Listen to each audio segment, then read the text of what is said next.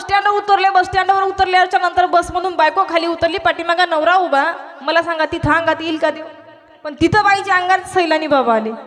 लांब लचक केस, काळे भोर केस. बाईने तिथे वेणी सोडली आणि घुमायला लागली. कुठं? तिथं बस स्टँडला. बस स्टँडला बाई घुमायला लागली.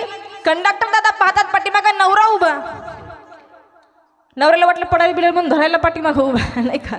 बाईच्या अंगात तिथं सैलानी बाबा आले आणि घुमायला लागले. घुमून दाखवू का? हा, दाखवू नको का? दाखवा, त्याच्यासाठी बघ उभे तुम्ही म्हणा.